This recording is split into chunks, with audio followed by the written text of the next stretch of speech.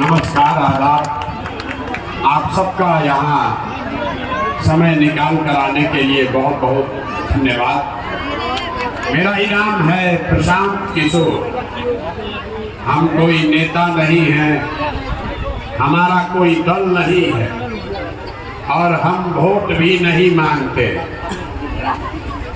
लोग बता रहा है कि भैया वोट नहीं मांगिएगा तो बिहार में नया व्यवस्था कैसे बनेगा। गांधी जी ने इस देश को आजाद कराया। गांधी जी ने आपसे हमसे वोट नहीं मांगा। गांधी जी ने इस समाज को जगाया। गांधी जी आगे आगे चले, पीछे से पूरा समाज चला, तब आपको आजादी मिली। अगर गरीबी से आजादी चाहते हैं तो सबको बिहार में अपने और अपने बच्चों के लिए सजग होना पड़ेगा, खड़ा होना पड़ेगा। इसलिए ये अभियान चला रहे हैं। वोट क्यों नहीं मांगते? वोट मांगने वाला तो हर 1-2 वर्ष पर कोई ना कोई आपके पास आता ही है। जो आता है यही कहता है हमको वोट दे दो, हम आएंगे तुम्हारा सब काम कर देंगे। यही सुन सुन के आप जीवन भर से वोट दिए जा रहे।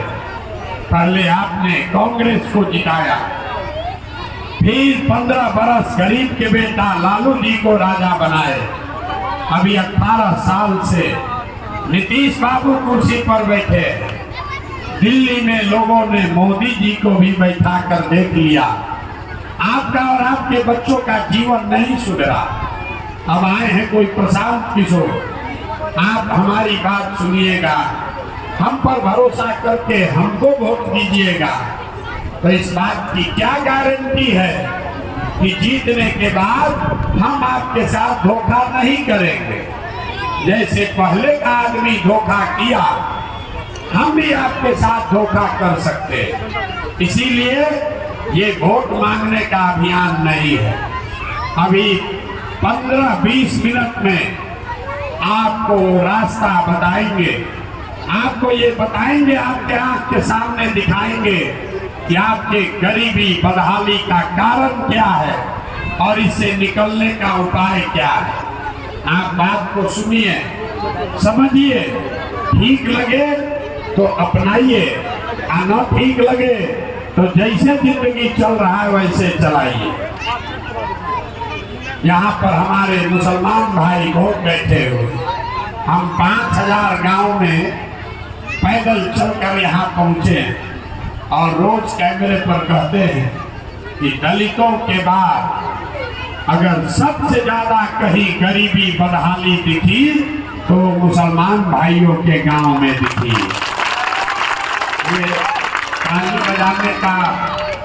ये ताली बजाने का विषय नहीं है। अपना दुर्दशा देखिए, अपने बदहाली की बात सुनकर ताली बजा रहे।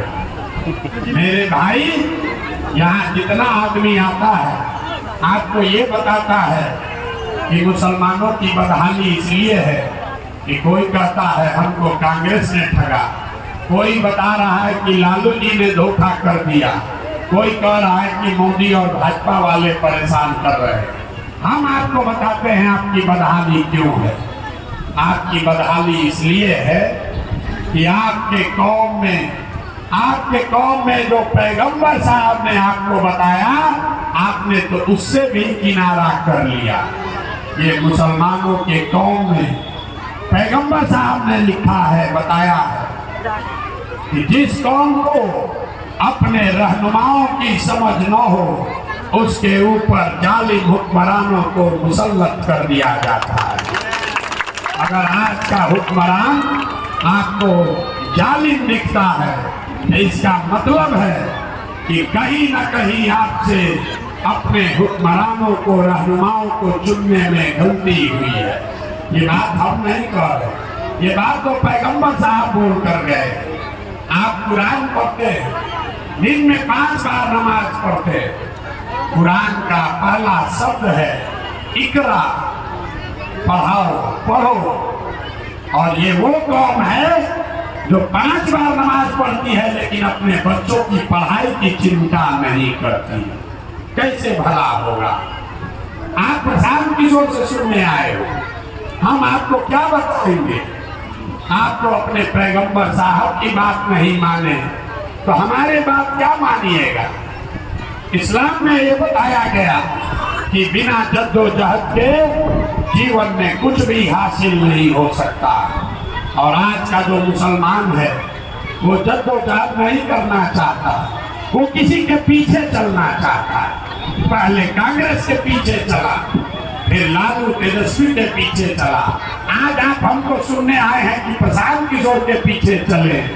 मेरे भाई, किसी के पीछे चलने से आपका भला होने वाला नहीं। 18 करोड़ की कौम किसी के पीछे चल के अपना भला नहीं कर सकती है। जब तक आप अपने कौम में कौम के जो बुनियादी बातें हैं, सियासी नजरिए से जो बातें आपके रहनुमा ने आपको बताई है, उसको नहीं समझोगे, उसको नहीं अमल में लाओगे, तब तक कोई प्रशांत किशोर, कोई लालू यादव, कोई राहुल गांधी आपका भला नहीं कर सकता है। इसलिए यहाँ आ जाए।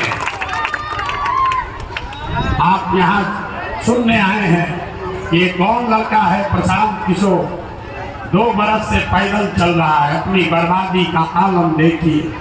आप किसी दूसरे के बच्चे को देखने आए क्योंकि आपको किसी ने बताया है कि हम 2 बरस से अपना घर परिवार छोड़कर पैदल चल रहे हैं। आपको ये भी नहीं पता चल रहा है कि आपके अपने बच्चे, आपके पति, आपका बेटा, भाई, भतीजा आज से नहीं 4 बरस, 5 बरस, 10 बरस से आपको छोड़कर चला गया मजदूरी करने, नौकरी करने।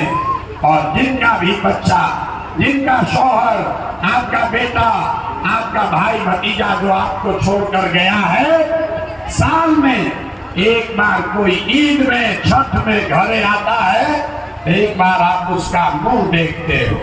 साल भर वो आदमी वहां बीमार भी पड़ जाए, आप छटपटा के रह जाइएगा, उसको देख नहीं सकते। और आप उसकी चिंता नहीं करते। जब वोट होता है तो आपको अपने बच्चे का कष्ट नहीं दिखता, आपको लोग भय दिखाते कि भाजपा को रोकने के लिए हमको वोट दे दो। आप नमाज पढ़ते, आप कहते हैं हम अल्लाह को छोड़कर किसी से नहीं डरते। और पूरे कौम के सामने मैं कह रहा हूँ, आपसे ज्यादा डरने वाला कौम पूरे देश में कोई नहीं है। आप इतना डरते हैं भाजपा से कि किसी ने अगर भाजपा का नाम ले लिया तो उसके सामने आप उन लोगों को भी अपना रहनुमा बनाते हो, उनको भी वोट लेकर जिताते हो जो आपके बच्चों का हक लूट कर ले गए हैं। तो आप नहीं भोगिएगा तो कौन भोगेगा? कौन भोगेगा? आप आए हैं हमसे सीखने, हम आपको क्या सिखाएंगे? हम अभी आपको कोई बात नहीं सिखाएंगे, आपसे 3 सवाल करेंगे। पूरी पदयात्रा में हर गांव में हम सिर्फ 3 सवाल करते हैं, आप उसका जवाब दीजिए और आपको अभी दिखेगा कि आपकी ये गरीबी बदहाली की वजह क्या है, इसका जिम्मेवार कौन है और इससे बाहर कैसे आप निकल सकते हैं। आप जितने लोग यहाँ आए हैं, एक बार जरा सोच के बताइए, आपके गांव पंचायत में और कुछ हो या न हो, आप सभी के बच्चों के पढ़ाई और रोजगार की व्यवस्था होनी चाहिए कि नहीं होनी चाहिए? उठाइए हाथ और बताइए, होना चाहिए कि नहीं होना चाहिए? जोर से बोलिए, होना चाहिए कि नहीं होना? हमने नहीं सिखाया, आपस में बात मत कीजिए, हमने नहीं सिखाया।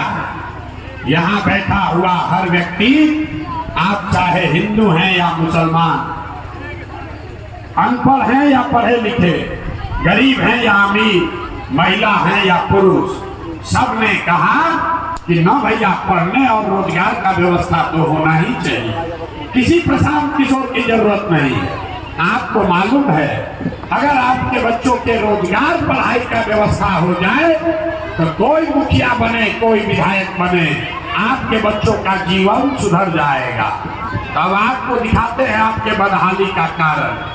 सब आदमी जरा एक बार अपने अपने उन्हीं बच्चों का चेहरा याद कर लीजिए जिनको आप पढ़ाई और रोजगार दिलाना चाहते हैं, और उन बच्चों के नाम पर एक बार ईमानदारी से बताइए, आप में से किसने जीवन में एक बार भी अपने बच्चों के पढ़ाई और रोजगार के लिए वोट दिया? देखिए अपने गांव का दुर्दशा देखिए। अभी कितना जोर से बोले हैं, अभी वहां खड़ा हो कहीं कि हमको फैक्ट्री रोजगार दिलवा दीजिए। अभी आपने कहा कि हमको रोजगार और पढ़ाई चाहिए, लेकिन जीवन में आपने अपने बच्चों के पढ़ाई रोजगार के लिए कभी वोट नहीं दिया। अब लोग कहता है कि बिहार में तो विकल्प नहीं है, सारा नेता चोर है। हम लोग तो सबको वोट लेकर देख लिए, अगर किसी ने कोई काम नहीं किया तो इसका क्या गारंटी है कि पढ़ाई रोजगार के लिए वोट देंगे तो मिलेगा? हम आपको लिख कर दे रहे हैं, वोट जिसको देना है दे दीजिए, लालू जी को दीजिए या नीतीश को दीजिए, राहुल गांधी को दीजिए कि मोदी को दीजिए, वोट जिसको देना है दीजिए। अभी 2 मिनट में आपको दिखाएंगे वो रास्ता। अगर वैसे दीजिएगा तो और कुछ हो या नहीं, आपके बच्चों को रोजगार पढ़ाई निश्चित हो जाएगा, नहीं होगा तो मेरा गर्दन पकड़िएगा। अब दूसरे सवाल का जवाब दीजिए। सब आदमी सोचकर बताइए, आज तक आपने जिस दल को, नेता को भी वोट दिया, उन नेताओं ने आपके और आपके बच्चों के लिए कुछ किया है कि नहीं किया? आप उठाकर बताइए, किया है कि नहीं किया है? जोर से बोलिए। नहीं किया है। पूरा गांव बोला है, अब पीछे मत हटिएगा। आपने कहा कि हम लोगों ने जिसको भी वोट दिया आज तक कोई हमारा काम ही नहीं किया, तो हम गिनवाना शुरू करते हैं। सही बोले तो हाँ बोलिएगा, गलत बोले तो ना बोलिएगा। अब बात खत्म होगा, आपको दिखेगा कि कैसे आपके बच्चे को रोजगार पढ़ाई मिलेगा। पूरे बिहार में, आपके गांव पंचायत में भी बहुत सारे लोगों ने 5 किलो अनाज के लालच में मोदी जी को, भाजपा को वोट दिया। तो बिहार में चाहे जितना चोरी भ्रष्टाचार है, 1 किलो चोरी करके यहाँ के गरीब को 4 किलो अनाज मिल रहा है कि नहीं मिल रहा? जोर से बोलिए, मिल रहा है कि नहीं मिल रहा? हमने आप लोग जो आए हैं, अगर जवाब दीजिएगा तब बात होगी, नहीं तो हम यहाँ पर आपको हाथ जोड़ने नहीं आए हैं। अगर सीखना है तो जोर से बोलिए हाँ या ना। हमने वोट लिया हिंदू मुसलमान बनके। हिंदुओं ने कहा कि हमारा दशा कुछ भी हो, पहले अयोध्या में राम जी का मंदिर बनना चाहिए। तो आपके गांव में नाली गली नहीं बना, स्कूल अस्पताल नहीं बना, फैक्ट्री नहीं लगा, लेकिन आपके वोट की वजह से अयोध्या में राम जी का मंदिर बना है कि नहीं बना है? हमने वोट दिया लालू जी को। कई लोगों ने वोट दिया लालू जी को। लोग कहते हैं कि जाने नीचे विकास नहीं हुआ, सड़क नहीं बना, बिजली नहीं आया, पढ़ाई नहीं हुआ, रोजगार नहीं मिला। लेकिन लालू जी के राज में गरीब को, पिछड़े को, अकलियत को आवाज मिला, सम्मान मिला। तो लालू के राज में सड़क बिजली नहीं बनी, आपके बच्चों को रोजगार पढ़ाई नहीं मिला, लेकिन गरीब को, पिछड़े को आवाज और सम्मान मिला कि नहीं मिला? जोर से बोलिए, मिला कि नहीं मिला? हमने कई लोगों ने वोट दिया नीतीश कुमार को। लोगों ने कहा हमको सड़क और बिजली चाहिए। लालू जी के राज में बिजली, सड़क, पानी नहीं था। तो नीतीश के राज में, इसी बदहाल बिहार में, और कुछ हो या न हो, बिजली का बिल 1000 आए चाहे 2000, घरे घरे बिजली आया है कि नहीं आया है? अरे आया है कि नहीं आया है बिजली? हमने वोट दिया मोदी जी का भाषण सुन के कि मोदी जी गुजरात में बड़ा विकास किए हैं। तो भैया मोदी जी गुजरात में तो विकास कर रहे हैं, पूरे देश का पैसा ले जाकर गुजरात के गांव-गांव में फैक्ट्री लग रही है और पूरे बिहार से आपके हमारे बच्चे गुजरात में जाकर नौकरी मजदूरी कर रहे हैं कि नहीं कर रहे हैं। आपको किस बात पर वोट दिए हैं जो आप लोग को नहीं मिला? किस बात पर वोट दिए जो नहीं मिला? आपने खुद कहा अपने बच्चों के नाम पर कि भैया हम लोग अपने बच्चों के पढ़ाई रोजगार के लिए किसी को वोट नहीं दिए, तो जो वोट जिसके लिए दिए वो मिला और जिसके लिए वोट नहीं दिए वो नहीं मिला। इतने बात बताने आए, वोट नहीं मांगते, बोइएगा बबूल तो आम कहाँ से खाइएगा? वोट दीजिएगा 4 किलो अनाज पर तो आपके बच्चों को रोजगार कहाँ से मिलेगा? वोट दीजिएगा मंदिर मस्जिद बनाने के लिए तो आपके बच्चों के लिए फैक्ट्री कैसे लगेगा? वोट दीजिएगा जाति के नाम पर तो आपके बच्चों के लिए पढ़ाई कैसे होगा? वोट दीजिएगा लालू के डर से भाजपा को और भाजपा के डर से लालू को तो आपके बच्चों की मजदूरी कैसे खत्म होगी? नहीं हो सकती, नहीं हो सकती है। आप जिस चीज के लिए भी वोट दिए हैं वो आपको मिला है। आपने मोदी को अनाज के लिए वोट दिया तो अनाज मिला है, मंदिर के लिए वोट दिया मंदिर बना है। लालू जी को अगर आपने आवाज के लिए वोट दिया तो गरीब और पिछड़े को आवाज मिला है। नीतीश को आपने बिजली के लिए वोट दिया, इसी बिहार में बिजली आई है। आपने गुजरात के विकास को देखकर वोट दिया, गुजरात में विकास हुआ है। लेकिन आपने अपने बच्चों के पढ़ाई रोजगार के लिए जीवन में वोट नहीं दिया, इसीलिए आपका बच्चा अनपढ़ और मजदूर रह गया। यही बात बताने आए। जब आपको अपने बच्चों की चिंता ही नहीं है तो नेता आपके बच्चों की चिंता क्यों करेगा? लोग कहता है हमको नेता ठग रहा है। हम आपको बता रहे हैं कोई नेता आपको नहीं ठग रहा। नेता को ठगने का जरूरत क्या है? आप तो अपने ठगाने के लिए तैयार बैठे। हम जितने मुसलमान भाइयों के गांव से निकलते हैं लोग कहता है भैया हम लोग का दुर्दशा देखिए। और जितने मुसलमान भाई यहाँ है, जितने मुसलमान लोग यहाँ बैठे हैं, आप चाहे स्कूल का बात कीजिए, रोजगार का बात कीजिए, जिस दिन वोट होगा उस दिन आपको ये कोई बात याद नहीं रहेगी। आपको एक ही बात याद है, कोई एक आदमी भाजपा का डर दिखाएगा और आपका झोला में भर के वोट ले जाएगा। वो लोग भी ले जाएंगे जिन्होंने आपके बच्चों का हक मारा है, वो लोग भी ले जाएंगे जिन लोगों ने आपके परिवार का जीना मुश्किल किया है। ये आपकी दुर्दशा है। जब आप अपने बच्चों के लिए नहीं फिक्रमंद हैं तो नेता आपके बच्चों के लिए क्यों फिक्रमंद होगा? अगर हमारी बात पर भरोसा नहीं है तो अभी आपको दिखाते हैं कि आपके दुर्दशा का क्या आलम है। जरा एक बार हाथ उठाकर बताइए, और कुछ हो या ना हो, आपको अपने बच्चों की चिंता है या नहीं?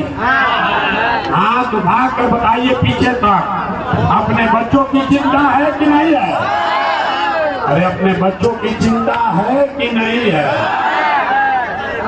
पूरा गांव बोला है, अब सब का सब आदमी झूठ बोल रहा है, पूरा गांव झूठ बोल रहा है। आपने कहा बिल्कुल आराम से हाथ उठाकर कह दिया हमको हमारे बच्चों की चिंता है। हम इसी बरसात में अभी 8 किलोमीटर से पैदल आ रहे, रास्ता में अगर 500 बच्चा मिला है, अगर 500 बच्चा मिला है, आधा से ज्यादा आपके बच्चों के शरीर पर शुद्ध कपड़ा नहीं है। जितने छोटे बच्चे हैं यहाँ देख लीजिए, ज्यादातर बच्चों के पैर में हवाई चप्पल भी नहीं है। हम सुबह से चल रहे, शाम हो गया, अभी तक किसी का बच्चा पढ़ता हुआ नहीं मिला। या तो आपका बच्चा विद्यालय गया नहीं, और अगर गया तो खिचड़ी खा के 10 बजते बजते रोड पर, गली में, घूरा पर, मैदान में दौड़ रहा। ये आपके बच्चे, ये नेताओं के बच्चे नहीं हैं, हमारे बच्चे नहीं हैं, ये आपके बच्चे। लोगों से पूछते हैं अरे भाई अपने बच्चे को कपड़ा काहे नहीं पहनाते हो, चप्पल क्यों नहीं खरीदते हो, पढ़ाते क्यों नहीं हो। लोग कहता है भैया इतना गरीब है कहां से पढ़ाए कहां से कपड़ा खरीदे। तो मेरे भाई जिन नेताओं ने